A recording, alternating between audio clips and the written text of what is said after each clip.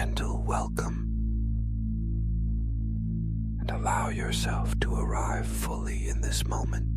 Let your breathing slow just a little, and feel the quiet weight of the day begin to loosen its grip on your shoulders and your thoughts. There is nothing you need to remember tonight, nothing you need to solve, and nothing you need to hold together. This is not a test of memory or focus.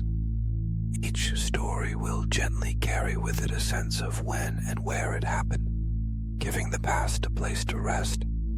But you don't need to hold on to the details, so take a slow breath in and let it out without effort or expectation. We'll begin, as many historical moments do, with people taking something very small, far more seriously than it ever deserved. 1. The War of the Bucket. In the year 1325 in northern Italy, the rival city-states of Bologna and Modena found themselves drawn into open war over something so ordinary that it would have seemed ridiculous even at the time. A single wooden bucket taken from a public well. Wells were vital in medieval cities, not just as sources of water, but as symbols of communal life, pride, and survival. When soldiers from Modena took the bucket as a mocking trophy, it was meant as an insult, a way of reminding Bologna that power and honor were fragile things. In 14th century Italy, where city-states constantly competed for influence, reputation mattered deeply, and small slights were rarely ignored. As news of the theft spread through Bologna streets and marketplaces, outrage followed quickly. Civic pride hardened into anger, and political leaders felt pressured to respond decisively. What might have been settled with diplomacy instead escalated into military mobilization, with both cities raising armies and preparing for battle. In the countryside between Bologna and Modena, banners were unfurled, armor donned, and thousands of men marched toward confrontation. The clash that followed was bloody and serious, bearing none of the humor that history would later assign to its cause. Many soldiers lost their lives in the fighting, and families on both sides mourned losses that far outweighed the value of any bucket. Yet the object itself remained important as a symbol. Modena kept the bucket as a trophy, displaying it proudly as proof of victory and defiance. Centuries later, the bucket still exists, preserved as a reminder of how pride and symbolism can transform the smallest insult into deadly conflict. What began as a joke hardened into war, teaching a quiet lesson about how easily human seriousness can attach itself to trivial things. 2.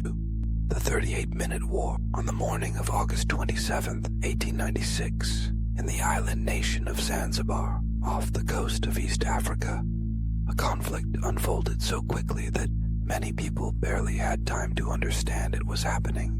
Zanzibar was a strategic location, and British influence in the region was strong, though local leadership still held symbolic power. When a succession dispute arose following the death of the Sultan, British authorities moved swiftly to ensure a favorable outcome. Diplomacy failed almost immediately, and the decision was made to act with force. At precisely 9:02 a.m., British warships anchored in Zanzibar's harbor opened fire on the Sultan's palace. The bombardment was intense and carefully coordinated, designed to overwhelm resistance rather than prolong fighting. Shells struck the palace walls, smoke filled the air, and chaos spread through the surrounding streets. Defenders attempted to respond, but the imbalance of power was overwhelming. By 9:40 a.m., just 38 minutes later, the palace lay in ruins, and the Sultan had fled into exile. The guns fell silent almost as suddenly as they had begun. For many residents, the realization that a war had occurred came only after calm returned. The conflict entered history as the shortest recorded war, a reminder that modern warfare could compress devastation into moments rather than months. Time moved on quickly, leaving behind a strange footnote where an entire war fit neatly between breakfast and mid-morning. 3. The 300 that nobody fought in 1651 during the turbulent years of the English Civil War. The Netherlands formally declared war on the Isles of Scilly, a small and peaceful group of islands off the southwestern coast of England. The declaration was made as part of broader political maneuvering, tied loosely to shifting alliances and maritime concerns. At the time, it likely felt serious and necessary. One more thread in the complicated fabric of European conflict. Yet almost immediately after the declaration, attention drifted elsewhere. The paperwork confirming the war was filed away, misplaced, and eventually forgotten entirely. No soldiers were ever dispatched to the islands, and no cannons were fired in anger. Fishermen continued their routines.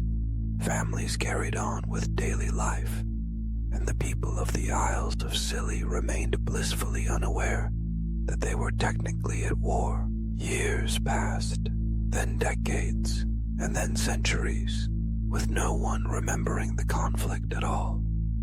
In 1986, more than 300 years later, a historian researching diplomatic records noticed the forgotten declaration. With mild amusement, officials realized that the war had never been formally concluded.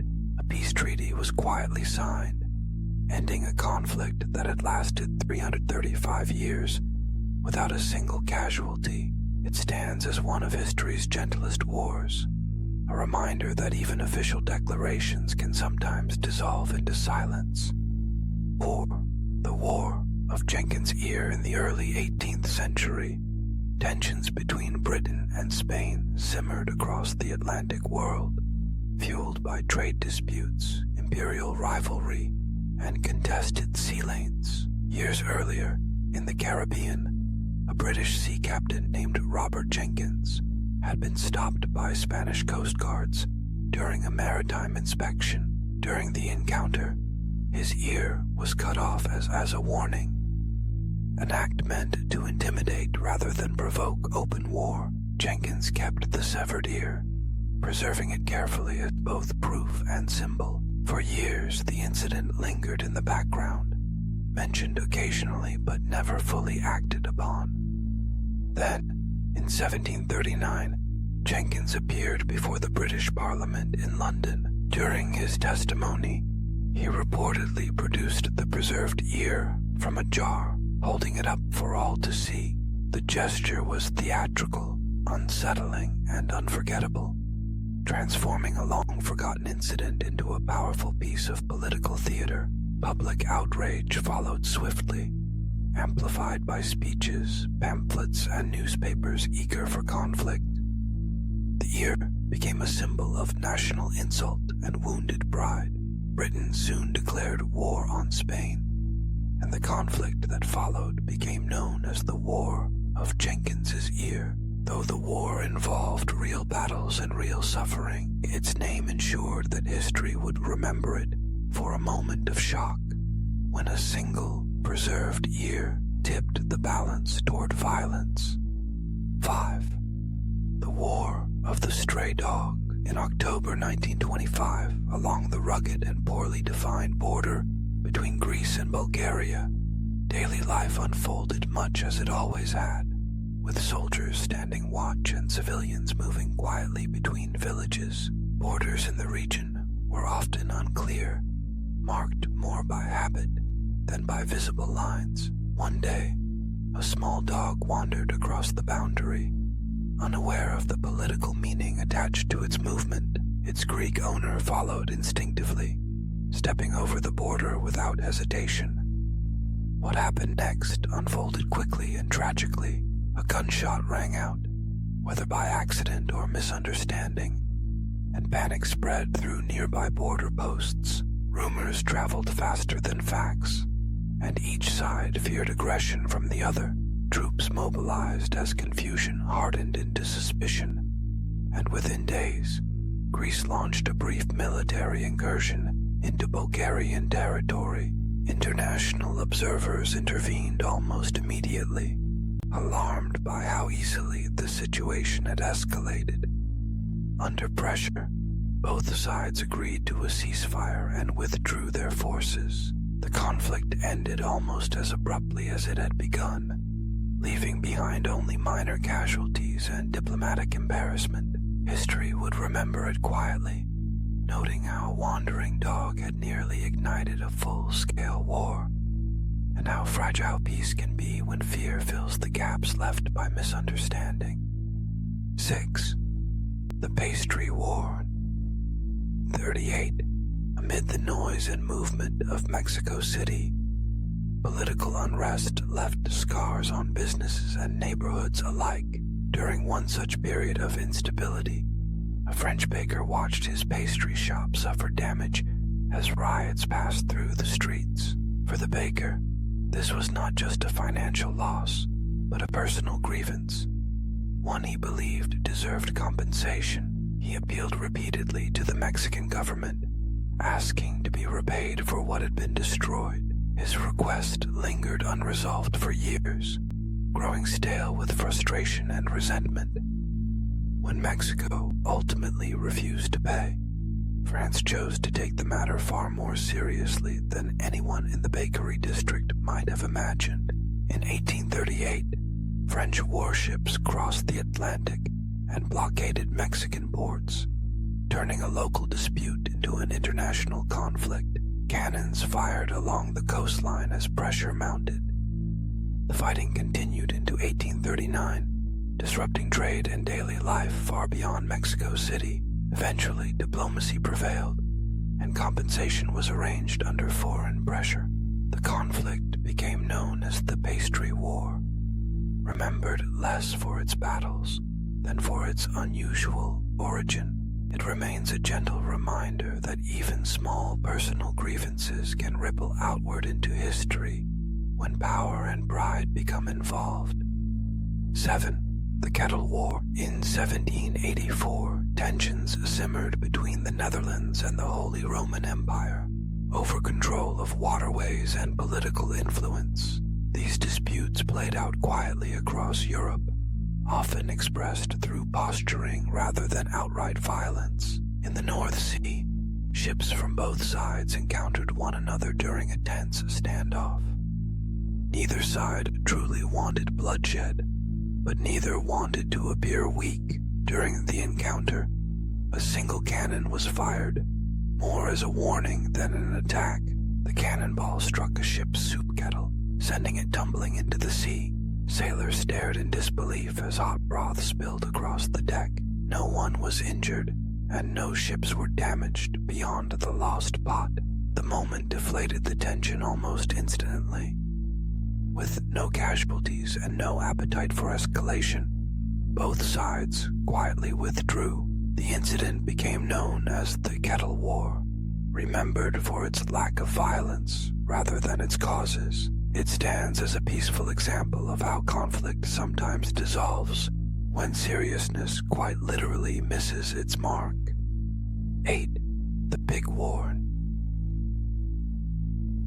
1859. On San Juan Island in the Pacific Northwest, the border between American and British territory was still unclear. Settlers from both sides lived near one another, sharing land while carrying very different loyalties.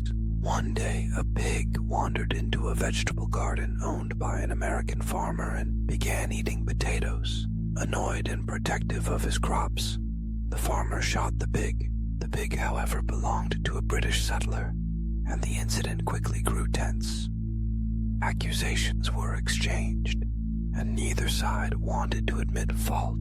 What could have ended with compensation instead escalated as military authorities became involved. Soon, troops from both the United States and Britain arrived on the island. Cannons were positioned, camps were established, and the standoff lasted for months.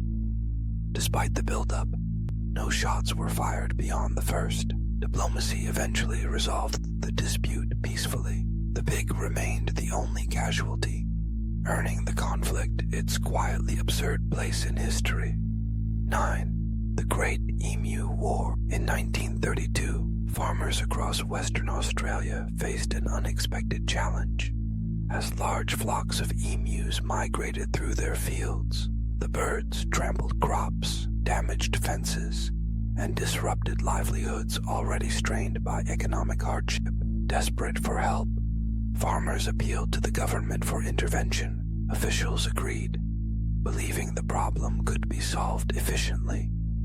Soldiers were dispatched with machine guns, confident that military organization would succeed where farmers had struggled. On paper, the plan seemed straightforward. In practice, the emus proved fast, unpredictable, and remarkably resilient. They scattered at the sound of gunfire, outran vehicles, and regrouped elsewhere. Ammunition was expended with little effect, and frustration grew among the troops. After several weeks, the operation was quietly abandoned. The emus continued their migrations, largely unaffected. The episode entered history as the Great Emu War, remembered as a moment when nature refused to yield to human planning. 10. Liechtenstein's army came home bigger. In 1966, the small European principality of Liechtenstein found itself involved in a conflict between Austria and Italy. Though tiny in size, Liechtenstein sent a contingent of 80 soldiers to support Austria. The soldiers were stationed in the Alps, far from major battles, where days passed quietly. They spent most of their time waiting, patrolling, and sharing stories. During their deployment, the soldiers encountered members of other units and formed friendly relationships. One such friendship led to an unexpected outcome. When the unit returned home to Liechtenstein at the end of the conflict, a head count revealed 81 men instead of 80. A soldier from another unit had joined them. The country welcomed everyone home safely, with no losses and one extra friend. Liechtenstein later abolished its army entirely. It has not gone to war since, content with the memory of a conflict that ended with growth rather than loss. 11. The Football War. In 1969, relations between El Salvador and Honduras were already strained by immigration issues and economic inequality. Many Salvadorans lived in Honduras, and tensions simmered beneath the surface. When the two nations met in World Cup qualifying matches, emotions ran high. Soccer became the stage on which deeper frustrations were expressed. Riots broke out following the games, fueled by nationalism and anger. Media coverage inflamed passions on both sides of the border. Diplomatic relations deteriorated rapidly as accusations flew. What began as unrest around sporting events soon took on a life of its own. Within weeks, military forces were mobilized and open conflict began. The war was short but deadly, leaving lasting scars, though the underlying causes were complex. History remembers the conflict by its trigger. The Football War stands as a reminder of how easily symbolism can ignite existing tensions. 12. The Battle of Karansabes in 1788. During a campaign against the Ottoman Empire, Austrian troops camped near the town of Karansabes in what is now Romania. Soldiers were tired, nervous, and far from home. One evening, alcohol found its way into the camp, easing tension but clouding judgment. An argument broke out among soldiers. A gunshot rang out in the darkness, startling nearby units. Panic spread quickly as troops mistook one another for Ottoman attackers. Gunfire echoed through the camp as confusion took hold. Commands were misunderstood, and fear replaced coordination. By morning, the camp lay in disarray, with casualties caused entirely by friendly fire. When Ottoman forces arrived days later, they found the Austrians already gone. The incident entered history as a tragic example of how fear can defeat an army before an enemy ever arrives. 3. The Great Molasses Flood on January 15, 1919, in Boston's North End. A massive molasses storage tank burst without warning. The tank had been filled beyond safe limits, and structural weaknesses gave way. A wave of thick, sticky molasses surged through nearby streets. It moved faster than anyone expected. Buildings were damaged, rail lines twisted, and people were trapped in the syrup. Horses struggled, and rescue workers fought against the heavy liquid. The cold winter air made the molasses even thicker, complicating efforts to save those caught within it. Cleanup took weeks, and the sweet smell lingered for decades. Lawsuits followed, changing industrial safety standards. The flood remained etched in Boston's memory as a reminder that even something as harmless as molasses can become deadly under the wrong conditions. The Dancing Plague. In the summer of 1518, in Strasbourg, within the Holy Roman Empire, a woman stepped into the street and began dancing uncontrollably. She danced for days without rest, drawing attention and concern. Soon, others joined her, seemingly unable to stop. What began as a solitary episode spread through the city. Doctors, priests, and civic leaders searched for explanations. Some blamed illness, others divine punishment or spiritual imbalance. The dancers collapsed from exhaustion, and some died from sheer physical strain. Still, the movement continued. After weeks, the dancing stopped as mysteriously as it had begun. No clear cause was ever identified. The event remains one of history's strangest mass phenomena, resting uneasily between medicine, belief, and mystery. 15. The Straw Hat Riot. In 1922, New York City was governed by unwritten rules of fashion, including strict seasonal boundaries. Straw hats were acceptable in summer and forbidden once autumn arrived. When some people continued wearing them after the season ended, others took offense. What began as mockery soon turned aggressive. Groups of young men knocked hats off strangers' heads, treating fashion as enforcement rather than preference. Arguments erupted, followed by fistfights. Crowds gathered, and chaos spread across several neighborhoods. Police were eventually called in to restore order. Injuries were reported, and arrests were made. The Straw Hat Riot entered history as a moment when social convention briefly overwhelmed common sense. 16. Halley's Comet Panic. In the year 1910, as Halley's Comet approached Earth, excitement mixed uneasily with fear across much of the world. Astronomers had calculated that Earth would pass directly through the comet's tail, a fact that newspapers eagerly reported. Some publications claimed the tail contained poisonous gases, especially cyanogen, a chemical detected in comet spectra. The science was poorly understood by the public, and reassurance traveled far more slowly than alarm. Across Europe, North America, and beyond, people began preparing for what they feared might be the end of the world. Gas masks were sold to anxious customers, and so-called anti-comet pill promised protection from invisible dangers. Entrepreneurs marketed bottled pure air for use when the comet arrived. Churches filled with prayer as sermons addressed both fear and hope, while scientists tried calmly to explain that the atmosphere would protect the planet. When Earth finally passed through the comet's tail, nothing happened. The skies remained quiet, the air unchanged, and life continued as usual.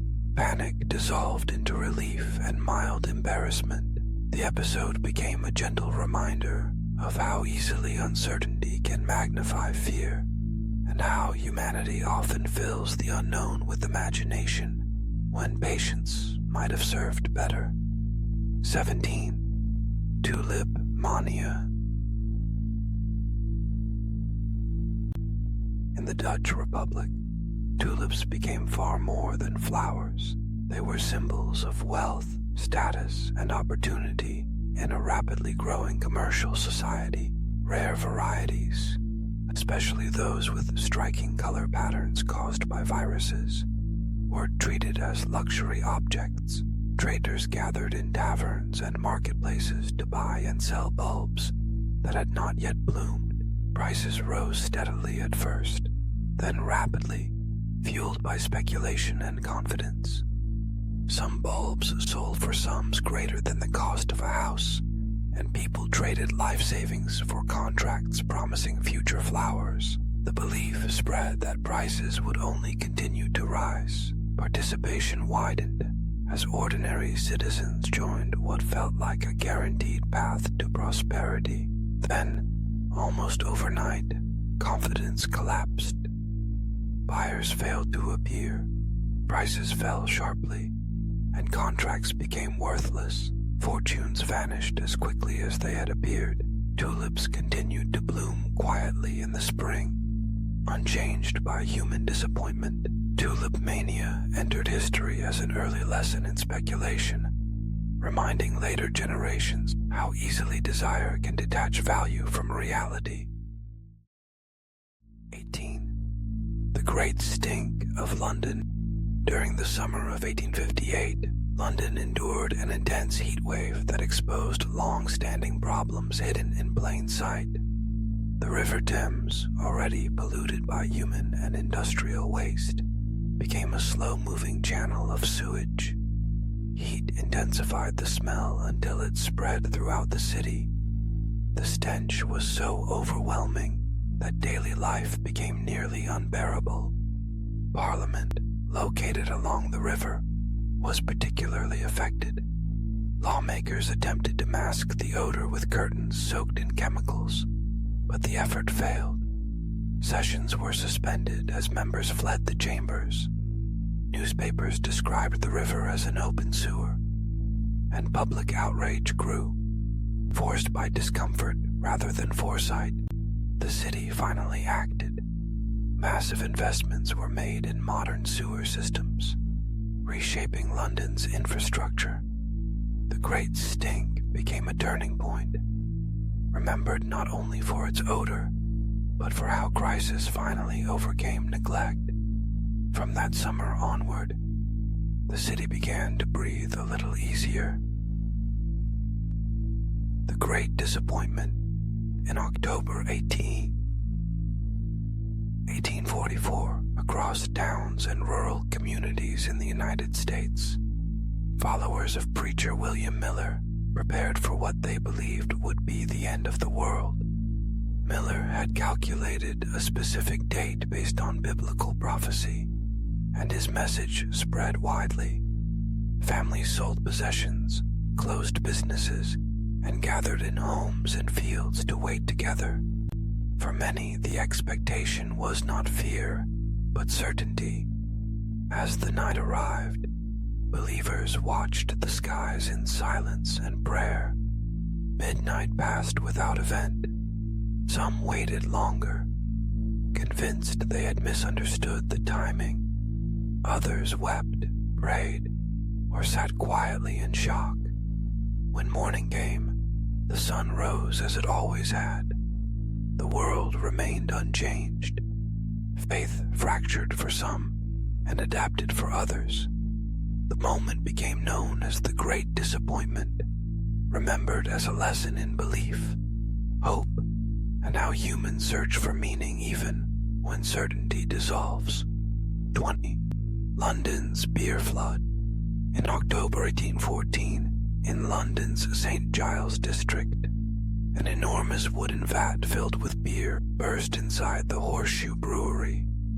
The vat had been weakened by age and pressure, and when it failed, thousands of gallons were released at once. A powerful wave of beer rushed into surrounding streets. The force was enough to collapse walls and flood nearby homes. People were caught unaware as the liquid surged through basements and alleys. Several were drowned and many more were injured. For a brief and surreal moment, the neighborhood was submerged in beer instead of water. Rescue efforts followed, along with cleanup that lasted far longer than the initial shock. The incident drew crowds and curious onlookers, some even attempting to collect spilled beer. The beer flood entered history as a tragic reminder that industrial accidents can turn ordinary substances into sudden dangers. The exploding whale. In 1970, on a beach near Florence, Oregon, officials faced the unusual challenge of disposing of a massive dead whale that had washed ashore. Unsure how to remove it, they consulted engineers and decided explosives would solve the problem. The plan was based on the assumption that the blast would break the whale into manageable pieces. Spectators gathered at what they believed was a safe distance. When the dynamite detonated, the result was not what planners had expected. Enormous chunks of whale were launched into the air, raining down across the beach. Cars were crushed, and spectators fled in shock. Despite the explosion, much of the whale remained intact. The incident was captured on film and later became infamous. It remains a lesson in unintended consequences, remembered for how confidence and calculation gave way to chaos. The whale, in the end, proved far more stubborn than expected. Operation Mincemeat. In 1943, during World War II, British intelligence devised an elaborate deception plan known as Operation Mincemeat. The Allies needed to mislead Axis forces about the location of an upcoming invasion. To do this, they created a fictional officer, complete with personal effects, letters, and official documents. A real corpse was carefully prepared to play the role. The body was released off the coast of Spain, where it washed ashore and was discovered by local authorities. Spanish officials, some sympathetic to Germany, passed the documents to Axis intelligence. The papers appeared authentic and detailed, describing an invasion plan that was entirely false. The deception worked. Enemy forces shifted troops away from the true target. When the real invasion occurred, Allied forces encountered less resistance. Operation Mincemeat became one of history's most successful acts of misdirection, remembered for how imagination and patience quietly shaped the outcome of war. 23. Napoleon versus the rabbits. Around 1807 in France, Napoleon Bonaparte organized a rabbit hunt intended as a relaxing diversion. The event was planned by aides who gathered hundreds of rabbits for the occasion. These rabbits, however, were domesticated rather than wild. When released, they did not scatter into the countryside. Instead, the rabbits ran toward the hunters. Hungry and unafraid, they swarmed Napoleon and his companions. Attempts to shoo them away failed as the animals continued their advance. The scene turned chaotic and absurd. Napoleon was forced to retreat to his carriage, defeated not by armies or rivals, but by rabbits. The story endured as a reminder that even the most powerful figures can be humbled by small, unexpected forces. 24. Jimmy Carter's Killer Rabbit. In 1979, near Plains, Georgia, President Jimmy Carter was fishing alone in a small boat when he encountered an unexpected visitor. A swamp rabbit swimming across the water approached the boat. To Carter's surprise, the rabbit attempted to climb aboard. The moment was brief but strange. Startled, Carter splashed water with his paddle to drive the animal away. The rabbit turned and swam off. A photographer captured the moment, and the image was soon released to the public. Media coverage turned the encounter into a national curiosity.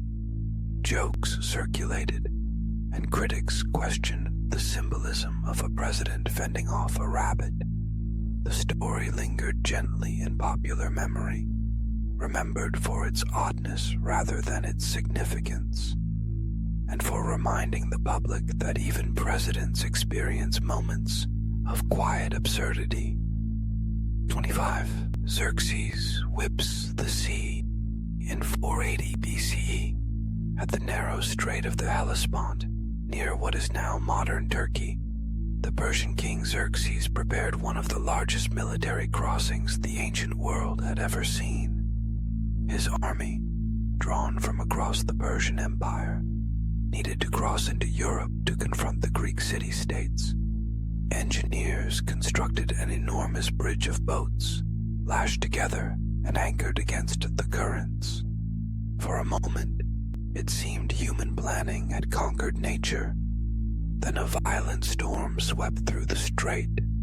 Waves tore the bridge apart, scattering ships and ropes into the water. When Xerxes arrived to see the destruction, his reaction was not calm acceptance. Enraged by the failure, he ordered his soldiers to punish the sea itself. The waters were whipped with chains, and shackles were thrown in, symbolically binding the waves. The ritual changed nothing. The sea continued to move as it always had, indifferent to command. Eventually, the bridge was rebuilt, and the army crossed successfully. History remembers the episode not as strategy, but as a revealing moment of human pride, where authority collided with nature, and nature quietly continued on its way. 6. Caligula's seashell victory. 40 CE, along the northern coast of the Roman Empire, Emperor Caligula led his troops to the edge of the sea. Soldiers expected a campaign, perhaps against Britain or another distant enemy. The march had been real, the preparations serious, and the army stood ready. When they reached the shoreline, however, there was no enemy waiting. Instead of battle orders, Caligula issued a strange command. The soldiers were told to gather seashells from the beach and place them into their helmets and cloaks. These shells, he declared, were the spoils of victory, trophies taken from Neptune, the god of the sea. The army obeyed. Soldiers always did. Back in Rome, the event was presented as a triumph. Senators applauded cautiously, unsure whether the act was symbolic, theatrical, or a sign of instability. For the soldiers, the day ended without bloodshed, but with confusion. History remembers the seashells as quiet symbols of how power can drift into performance, and how obedience can turn even the strangest orders into reality. 27. Rome's sacred chickens.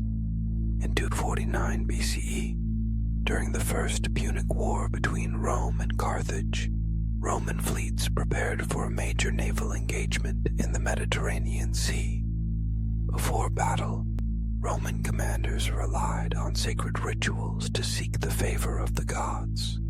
One such ritual involved sacred chickens, whose willingness to eat grain was believed to signal divine approval. The ceremony was taken seriously, especially before important engagements. On this occasion, the chickens refused to eat. According to tradition, this was a clear and ominous warning. The Roman commander, frustrated by delay and eager for action, reacted with anger. He ordered the chickens thrown into the sea, declaring that if they would not eat, they could at least drink. Ignoring the omen, the fleet sailed into battle. The result was a disastrous defeat for Rome, with ships lost and lives taken.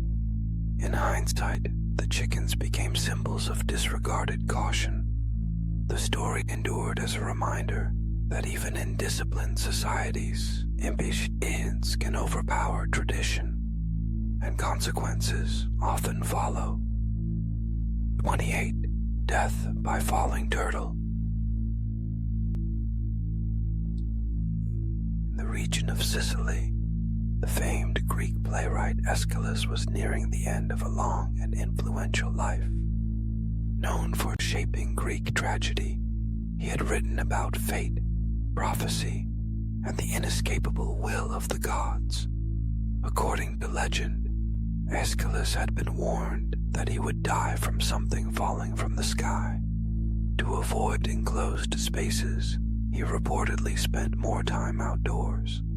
One day, as he walked beneath an open sky, an eagle flew overhead carrying a turtle.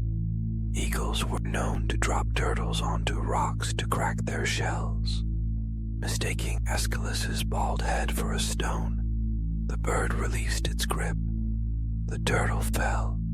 Death came swiftly and without warning, whether entirely true or embellished by later storytellers.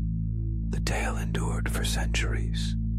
It became a darkly ironic footnote to a life devoted to exploring fate, reminding listeners that sometimes legend captures emotional truth even when details remain uncertain. 29. The philosopher who laughed to death.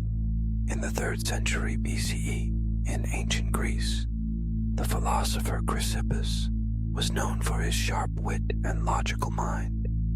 As a Stoic thinker, he believed deeply in reason and self-control. One day, according to later accounts, he witnessed a donkey eating figs from a garden. The sight struck him as unexpectedly funny. Chrysippus joked that the donkey should be given wine to complete its meal. The image delighted him, and laughter overtook his composure. What began as amusement grew into uncontrollable laughter that would not stop. Despite the irony, the philosopher who preached restraint was unable to contain his joy. The laughter proved fatal. Whether literal truth or symbolic tale, the story survived because of its contrast. It gently suggests that even the most disciplined minds can be undone by simple absurdity, and that joy, like reason, can carry surprising power. 30. The defenestration of Prague. In 1618, inside Prague Castle in Bohemia, tensions between Catholic and Protestant officials reached a breaking point. Political disagreements had been building for years, layered with religious distrust and competing loyalties. A heated confrontation erupted during a meeting meant to address grievances. Words quickly turned into action. Angry officials seized their rivals and dragged them to a castle window. One by one, they were thrown out, plunging several stories to the ground below. Remarkably, the men survived, landing in a large pile of manure. Each side claimed divine intervention for the outcome. The incident echoed far beyond Prague. What began as a violent act of protest became the spark for the 30 Years' War, one of Europe's most devastating conflicts. History remembers the moment, not just for the fall, but for how quickly a single act escalated into decades of war. 1. The Bone Wars. From the 1870s through the 1890s, in the expanding territories of the American West, two paleontologists waged a fierce rivalry. Othniel Charles Marsh and Edward Drinker Cope were driven by ambition and the desire for scientific fame. Fossil discoveries promised prestige, funding, and lasting recognition. Cooperation quickly gave way to competition. The rivalry grew bitter and personal. Dig sites were sabotaged, workers bribed, and fossils destroyed rather than allowed to fall into rival hands. Both men rushed publications, sometimes naming species incorrectly in their haste to claim credit. Despite the chaos, their work dramatically expanded knowledge of dinosaurs. Dozens of species were identified, shaping modern paleontology. The bone wars stand as a paradox, showing how rivalry can damage integrity while still driving discovery forward. 2. CIA exploding cigar plots. During the 1960s, amid intense Cold War tensions between the United States and Cuba, American intelligence agencies explored numerous ways to remove Fidel Castro from power. Fear of communist influence in the Western Hemisphere fueled urgency and creativity. Some plans were practical, others increasingly strange. Among them was the idea of an exploding cigar. The concept was simple in theory. Castro was known to enjoy cigars, so one rigged with explosives might eliminate him discreetly. Other proposals included poisoned wetsuits and contaminated diving equipment. None of these ideas ever succeeded. The repeated failures revealed the limits of covert planning. Castro survived hundreds of alleged assassination attempts. The exploding cigar became a symbol of how imagination can outpace effectiveness, and how even powerful agencies can be undone by overconfidence. 33. Condom propaganda. During the Cold War in Europe, psychological warfare became an important tool alongside armies and missiles. Planners searched for ways to undermine enemy morale without direct violence.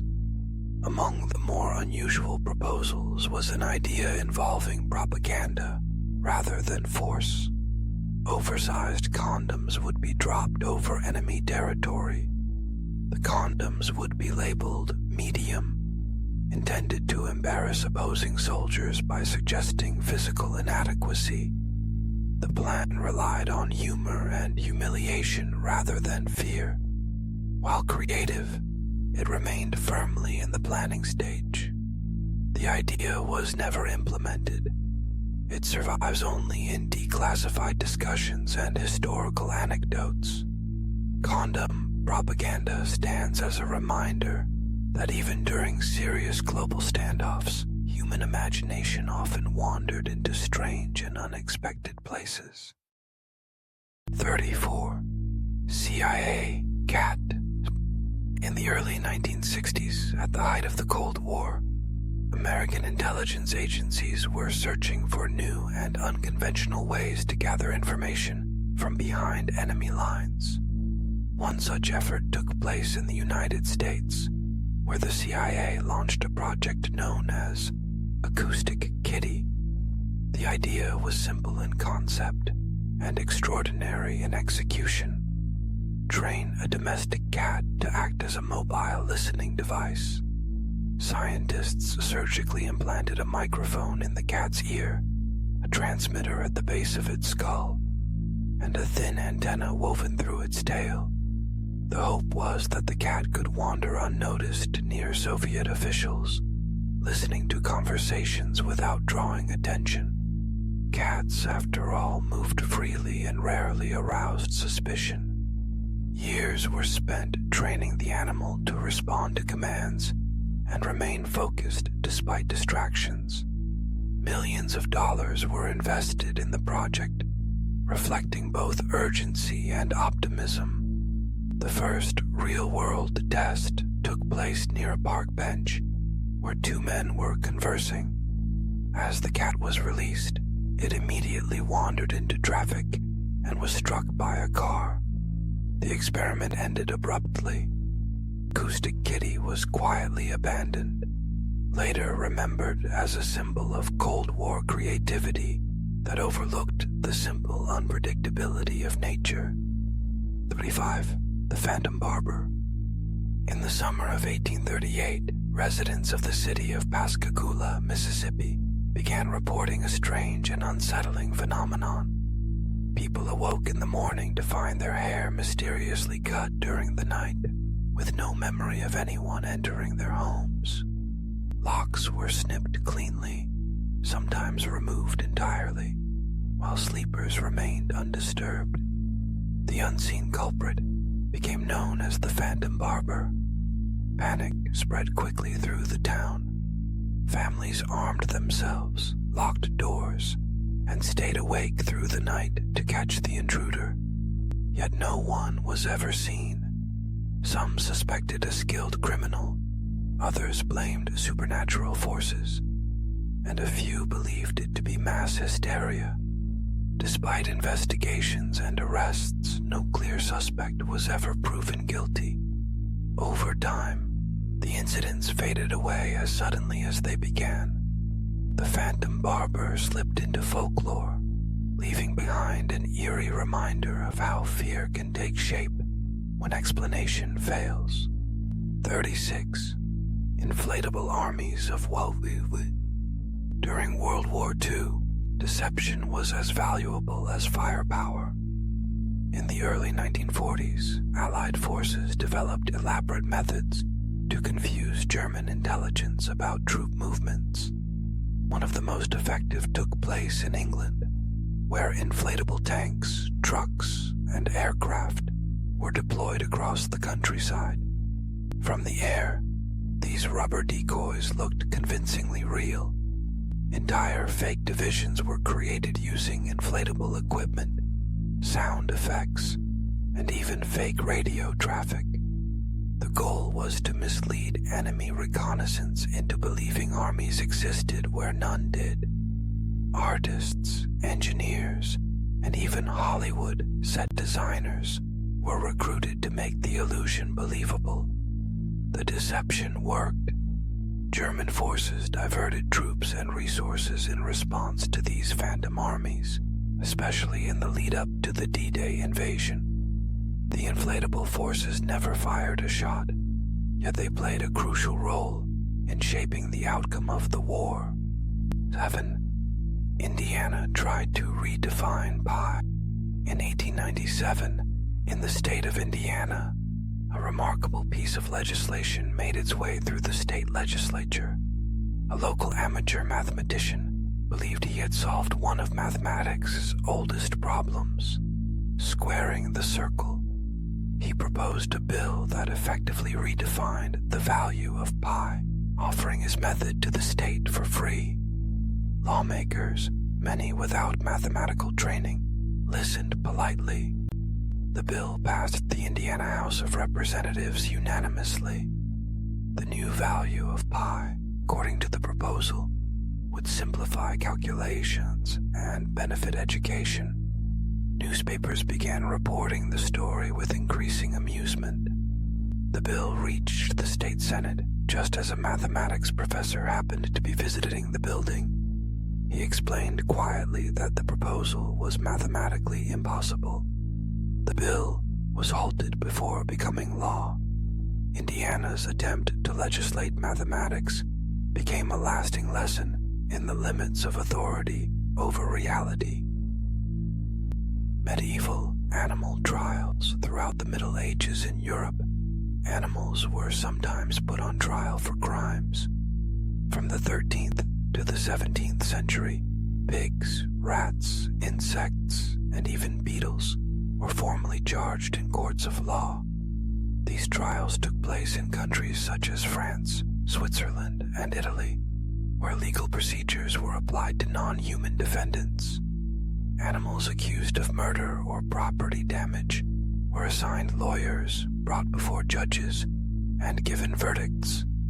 Rats were sometimes summoned to court but failed to appear, leading lawyers to argue that travel was unsafe due to cats along the route. While these trials seem absurd today, they reflected medieval beliefs about moral order and responsibility. Justice, at the time, was meant to restore balance to the world, even if the accused could not understand the proceedings. 39.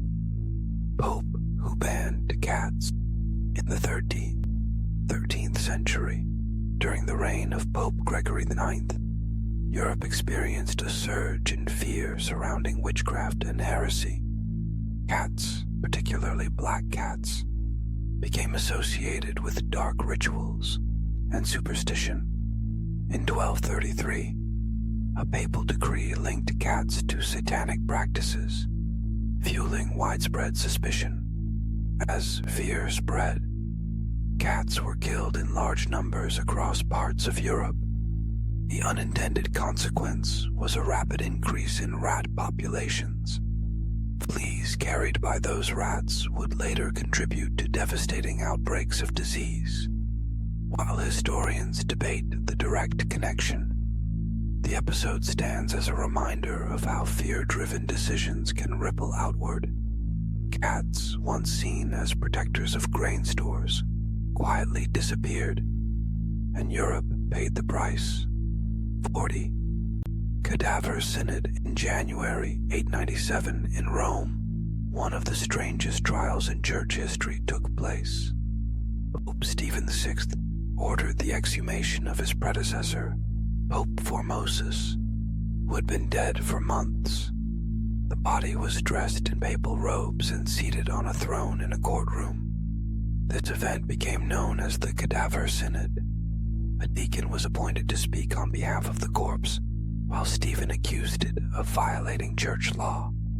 The trial was deeply political, rooted in rival factions rather than justice. Predictably, the dead pope was found guilty. The body was stripped of its robes, mutilated, and thrown into the Tiber River. Public outrage followed, and Stephen himself was later imprisoned.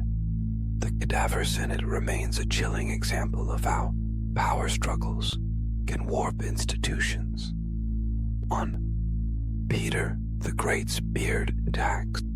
In the late 17th century, Tsar Peter the Great of Russia sought to modernize his country along Western European lines. During his travels abroad, he became convinced that beards symbolized backward traditions. Upon returning to Russia, he introduced a tax on beards in the 1690s. Men who wished to keep their facial hair were required to pay and carry a token proving they had done so. Guards checked beards in public spaces, and some men were forcibly shaved. The policy was deeply unpopular among traditionalists. Over time, the beard tax became a symbol of cultural conflict between old and new Russia. It showed how modernization could reach even the most personal aspects of daily life. 42. Insults in Parliament. Throughout the 19th century, inside the ornate chambers of the British Parliament in London, debate was governed by an unusual balance of restraint and hostility. Parliamentary rules strictly forbade members from directly accusing one another of lying, corruption, or bad faith. Yet political rivalry was fierce, and passions often ran high.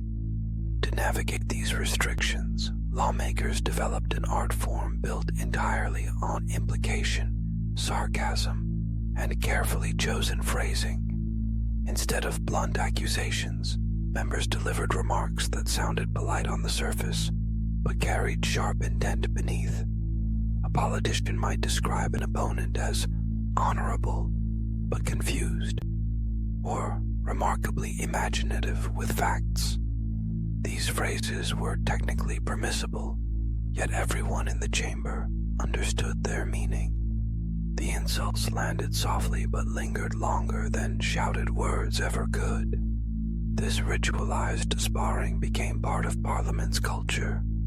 Wit was valued as highly as logic, and reputation could be shaped by a single well-placed sentence. Newspapers eagerly reported the most creative exchanges, turning verbal duels into public entertainment. Even today, echoes of this tradition remain, reminding listeners that language can wound without raising its voice. Cat Mayor of Alaska.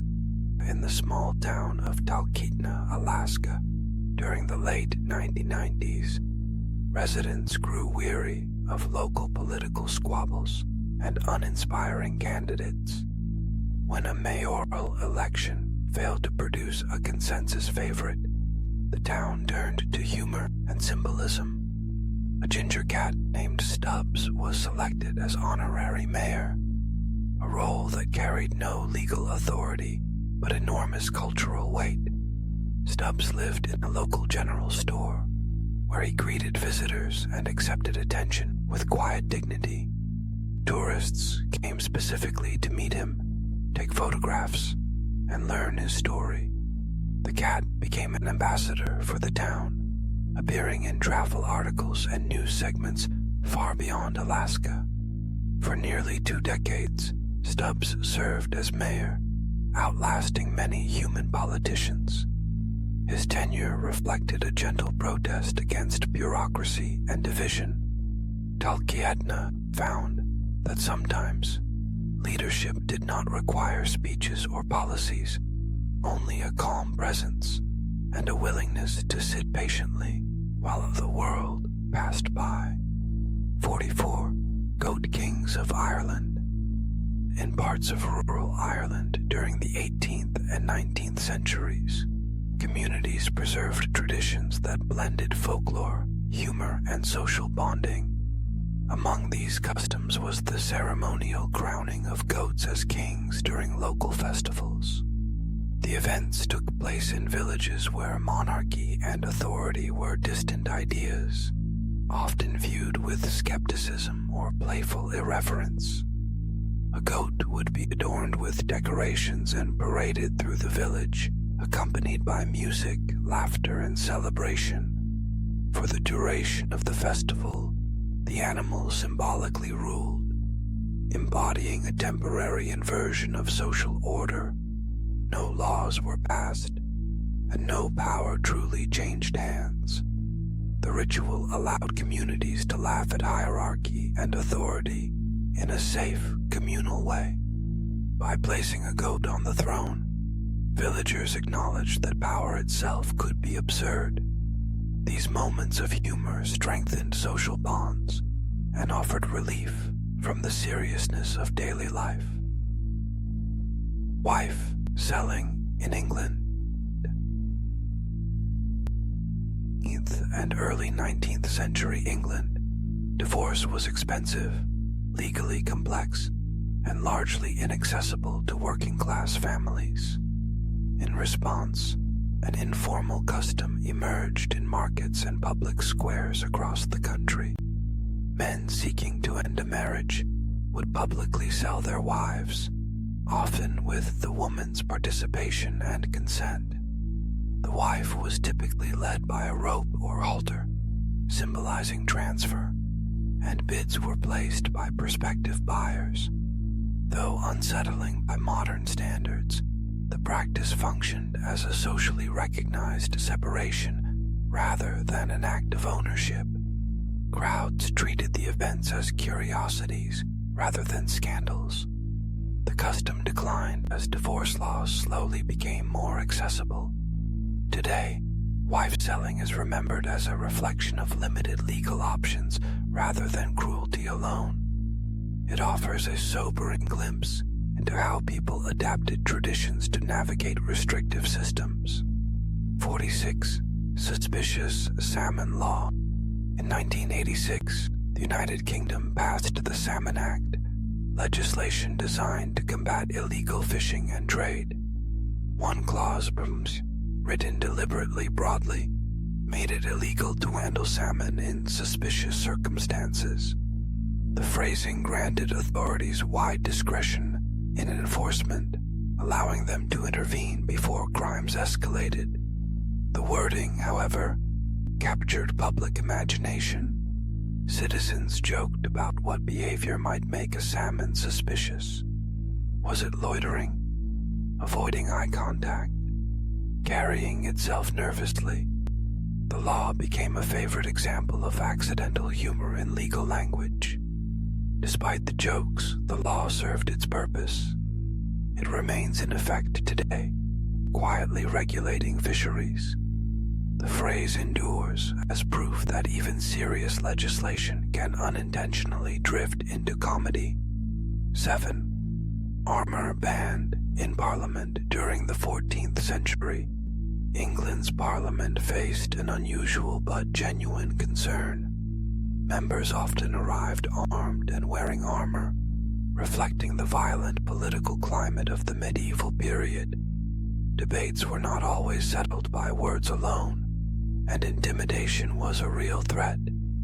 To restore order, Parliament enacted a ban on the wearing of armor within its chambers.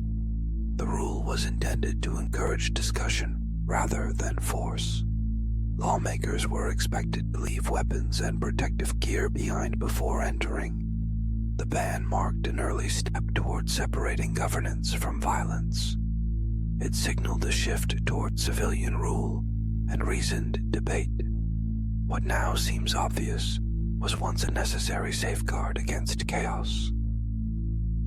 48. Pharaoh used honey humans for flies in ancient Egypt, particularly during the New Kingdom period along the Nile.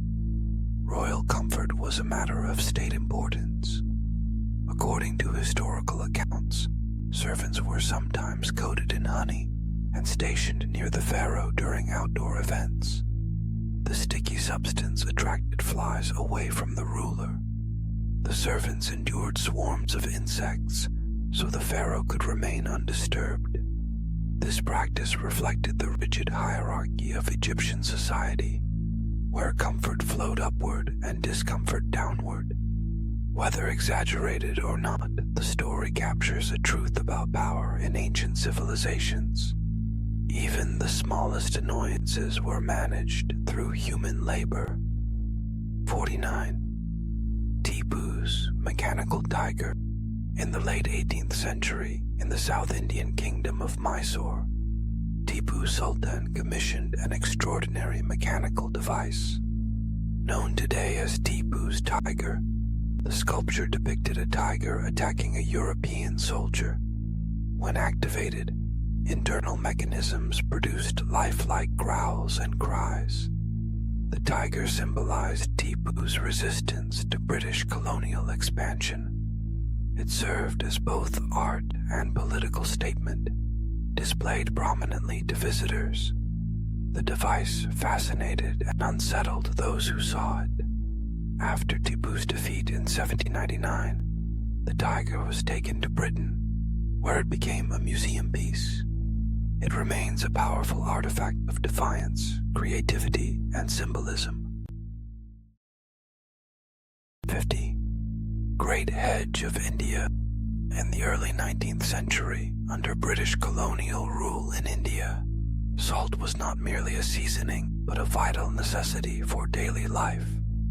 The British East India Company imposed a heavy tax on salt, turning it into a major source of revenue. To prevent widespread smuggling, colonial administrators devised an extraordinary solution: a physical barrier that would stretch across the subcontinent. Construction began in the 1840s, quietly and methodically. This barrier became known as the Great Hedge of India. It eventually extended more than 2,500 miles, running through forests, fields, and villages. Built from dense, thorny plants reinforced with stone walls and ditches, it was designed to be painful and difficult to cross. Guard posts were stationed along its length, staffed by thousands of customs officers who monitored the movement of salt and people alike. Maintaining the hedge required immense labor and expense. Entire communities were disrupted as trade routes were severed and daily movement restricted. Despite this, smuggling continued, as locals found ways to cut through or bypass sections of the hedge under cover of darkness. Over time, the cost of enforcement outweighed the benefits. By the late 19th century, the hedge fell into disuse and was gradually forgotten. Today, it stands as one of the largest living structures ever created, a symbol of bureaucratic overreach and how attempts at absolute control often fade quietly back into the landscape. 51. Weighing the mayor. In medieval Europe, particularly between the 14th and 16th centuries in parts of France and the Low Countries, civic life was shaped by public ritual and symbolism. One such ritual involved the periodic weighing of town officials, including mayors. The practice was rooted in the belief that physical excess reflected moral excess, especially in positions of power.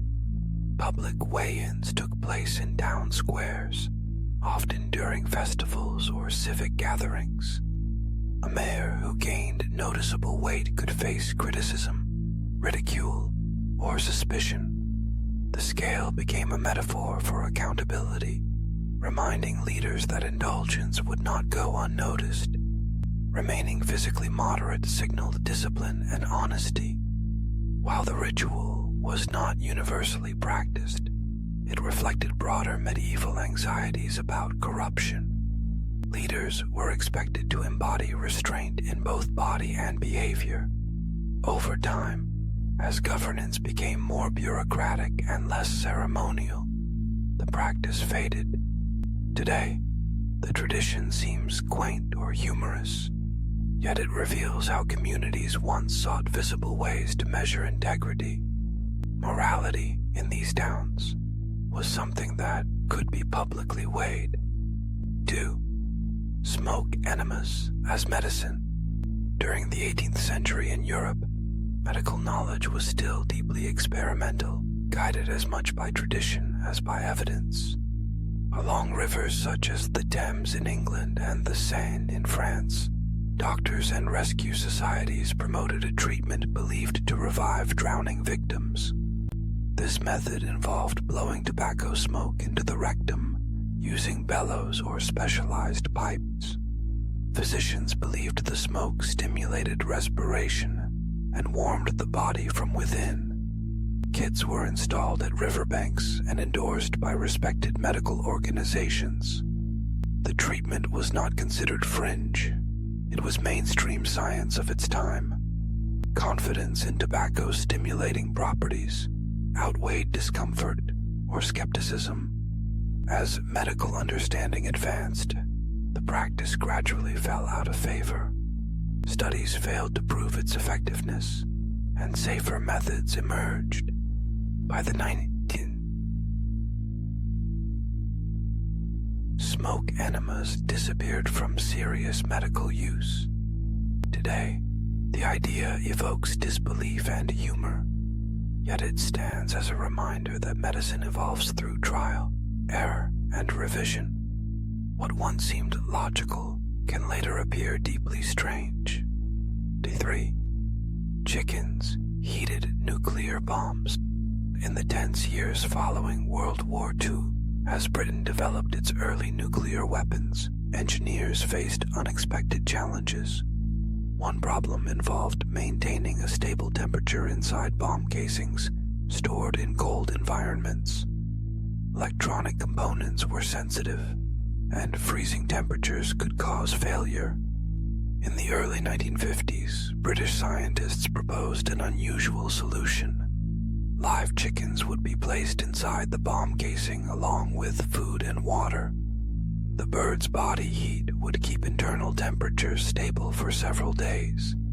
The proposal was seriously considered and documented in official planning materials. Tests suggested the idea could work, but practical and ethical concerns prevailed.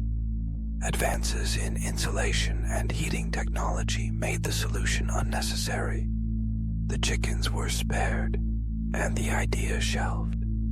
The proposal remains a striking example of Cold War problem-solving. In an era defined by existential threats, even the most unconventional ideas were briefly given life. 54. Pigeon-guided missiles.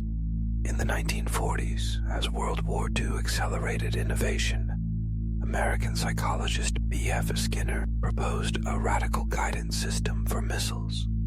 Working in the United States, Skinner suggested training pigeons to steer bombs toward targets.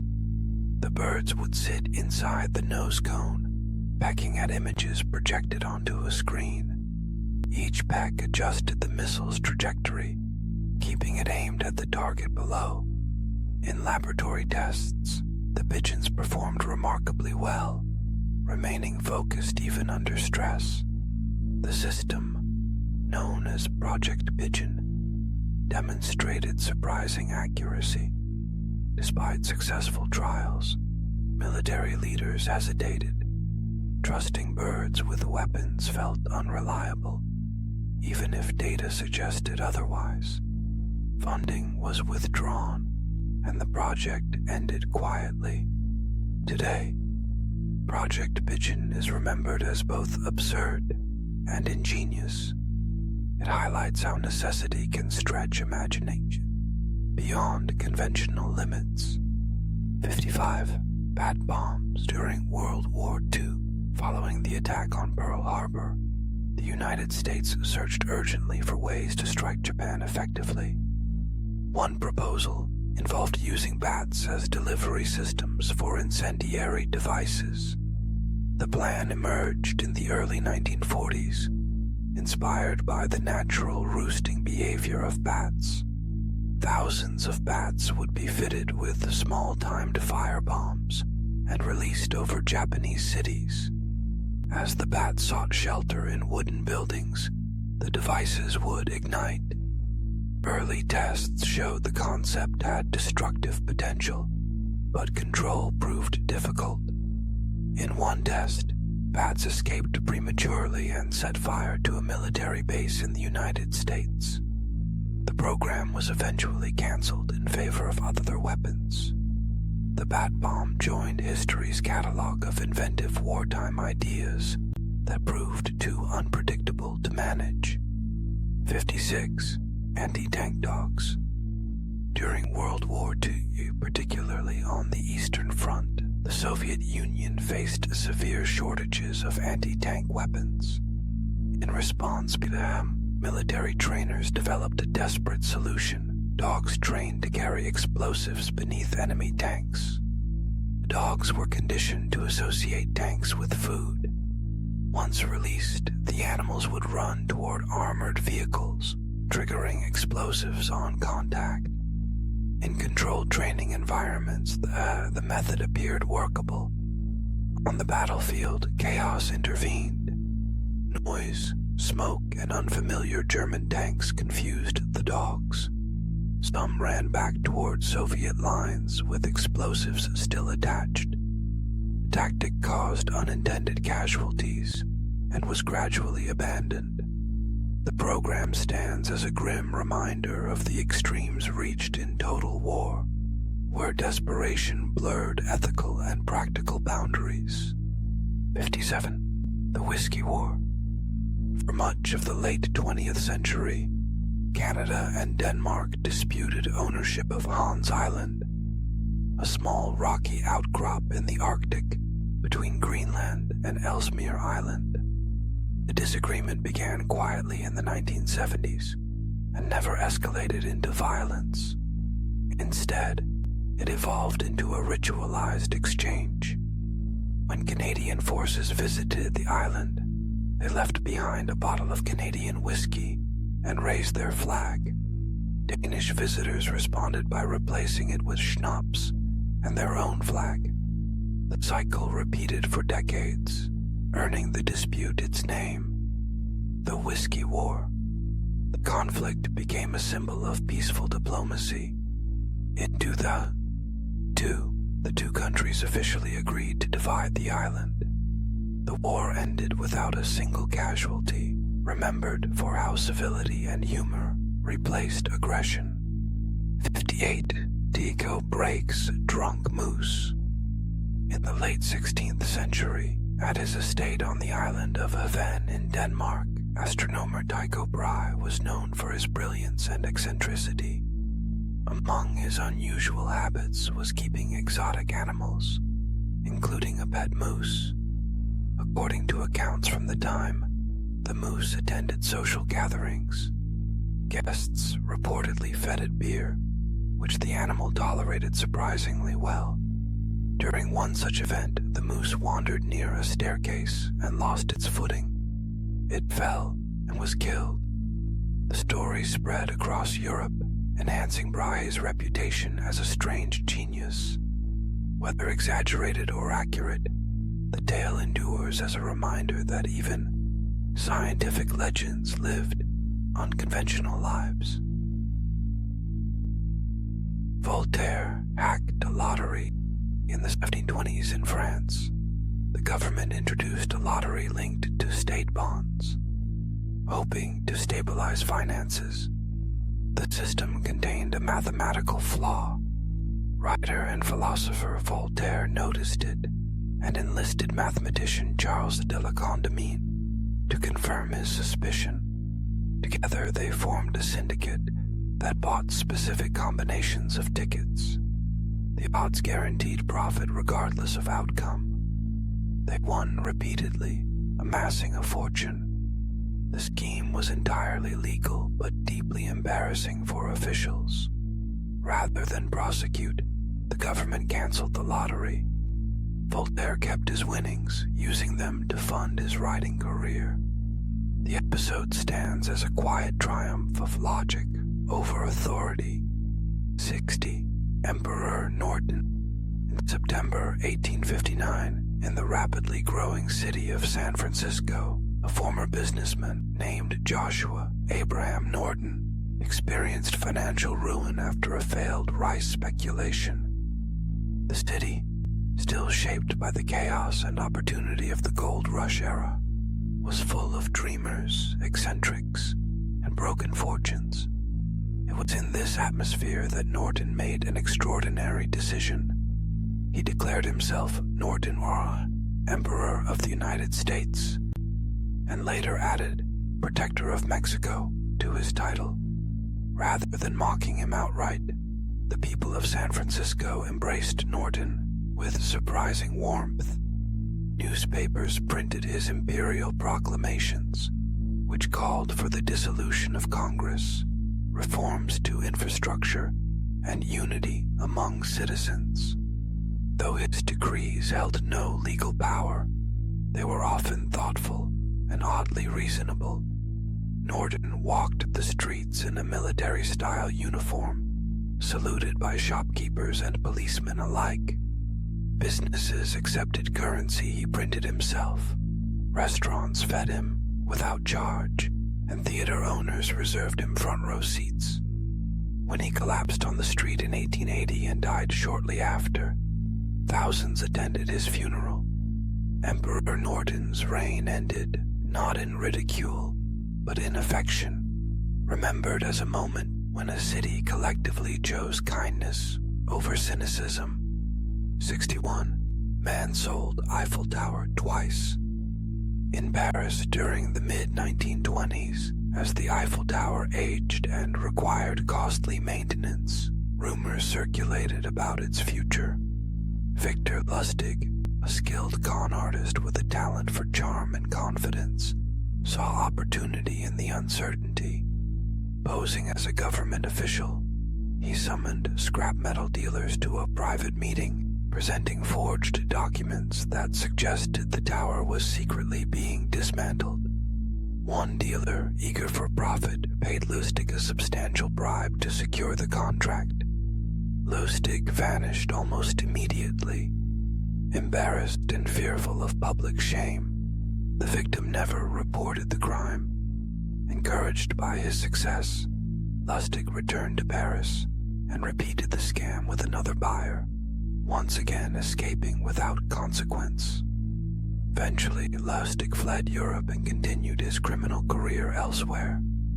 The Eiffel Tower, of course, remained firmly in place. The scheme became legendary, not for its complexity, but for its audacity. Lustig's story endures as proof that confidence, when combined with timing, can sometimes outweigh reality. 2. Fake country of Poya. In the early 1820s, Britain was swept by enthusiasm for overseas investment and colonial expansion. Into this climate stepped Gregor MacGregor, a Scottish adventurer and soldier. Claiming authority over a Central American territory called Boyais, he presented detailed maps, constitutions, and glowing descriptions of fertile land and thriving cities. MacGregor sold bonds and land deeds to eager investors, many of whom committed their life savings. In 1822, settlers sailed across the Atlantic expecting a developed colony. Instead, they arrived on an uninhabited stretch of jungle along the Mosquito Coast. There were no cities, no infrastructure, and no government. Disease, starvation, and exposure followed. Many settlers died before survivors were rescued. MacGregor fled, escaping serious punishment. The Boyais scheme collapsed, remembered as one of history's most devastating frauds. It revealed how easily hope and ambition can be manipulated when information is scarce.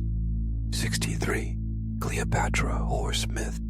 In the 1st century BCE, as Rome expanded its influence over Egypt, Cleopatra VII became a figure of fascination for Roman writers. Many accounts blended fact with rumor, crafting an image of a queen defined by spectacle and excess.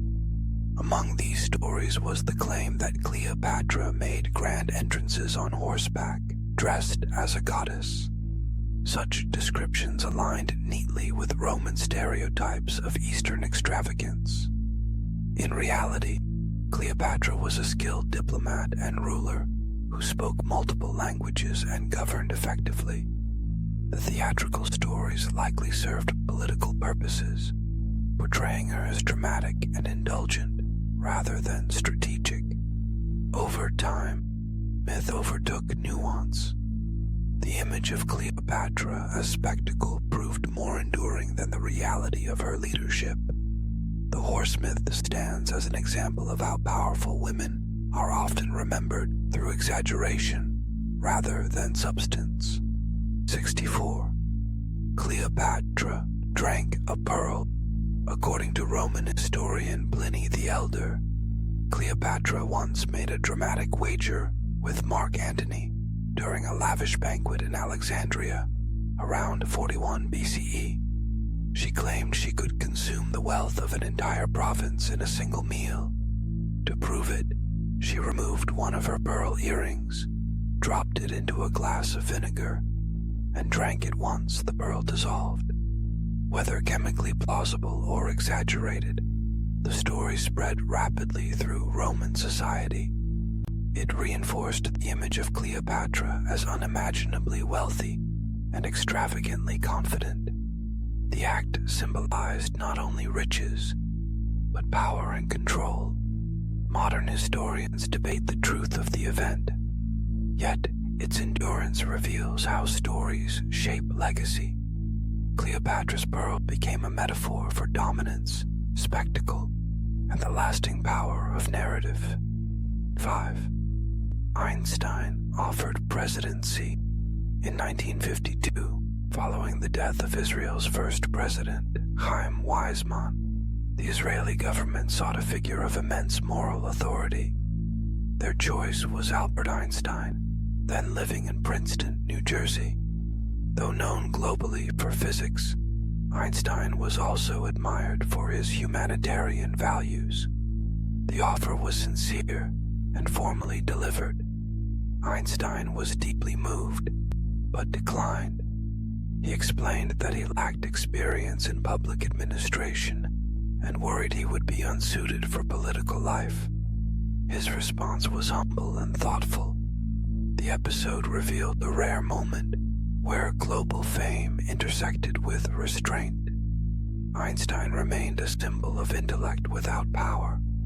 His refusal became part of his legacy, remembered as an act of self-awareness rather than ambition. Washington's dentures. During the late 18th century, George Washington endured severe dental problems that worsened throughout his life. By the time he became president, he had lost nearly all his natural teeth. Contrary to popular myth, his dentures were not made of wood.